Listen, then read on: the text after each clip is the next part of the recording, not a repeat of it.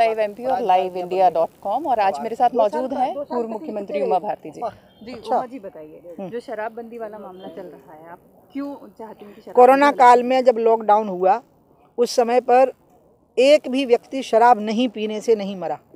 इसलिए जब लॉकडाउन ख़त्म हुआ तभी मैंने शिवराज जी से बात की और मैंने कहा कि ये खुल गया है कि शराब नहीं पीने से लोग नहीं मरते, लेकिन शराब पीने से लोग मरते हैं। तो क्यों ना राजस्व की क्षतिपूर्ति कैसे हो इसकी एक व्यवस्था करते हुए और प्रदेश में फेजिंग से शराबबंदी की एक मानसिकता हो। तो शिवराज जी ने कहा कि इसको सोच लेंगे, विचार कर लेंगे।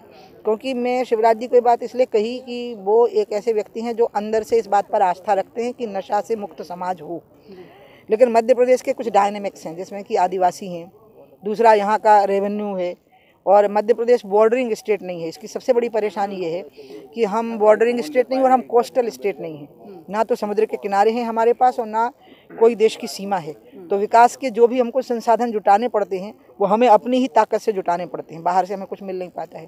तो ऐसी स्थिति में राजस्व की जो क्षति हो उसकी पूर्ति के जो रास्ते हों वो निकालते हुए फेजिंग में इसको धीरे धीरे समाप्त किया जाए।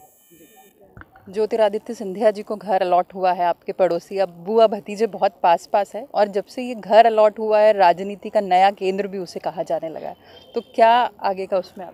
हम तो हमेशा से वो मेरे बहुत स्नेह के पात्र रहे हैं। सिंधिया परिवार का बहुत बड़ा योगदान मेरी ज़िंदगी में रहा है। उनकी दादी ने मुझे राजनीति में आगे बढ़ाया क्या, एक प्रकार से 12 साल की उम्र, 12 साल नहीं बल्कि 8 साल की थी जब मैं उनकी छत्र छाया में आ गई। तो इसलिए मेरे मन में उनके प्रति स्नेह, आत्मीयता है और उनके मन में मेरे प्रति सम्मान है। अब बगल में आ गए हैं तो मुझे बहुत अच्छा लग रहा है और अच्छा लग रहा है।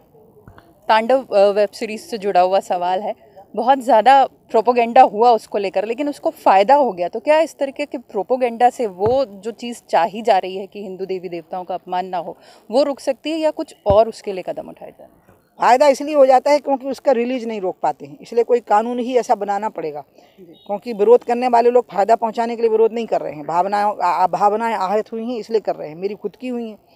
तो इसलिए सख्ती यहाँ बरतनी पड़ेगी कि वो रिलीज ना हो पावे। इसलिए OTT का जो प्लेटफॉर्म है, यहाँ तक कि सोशल मीडिया में भी खास करके जो गाली गलौज बहुत ज़्यादा होता है और जो कई बार वो जो क्या बोलते हैं वो हाँ, वो ये सब के लिए तो बहुत सख्त कानून बनाने पड़ेंगे देशों को। और इसके लिए विचार जो होगा वो यूनिवर्सल होगा, क्योंकि ये देश की बाउंड्रीज में नहीं रहती हैं ये चीज़ें।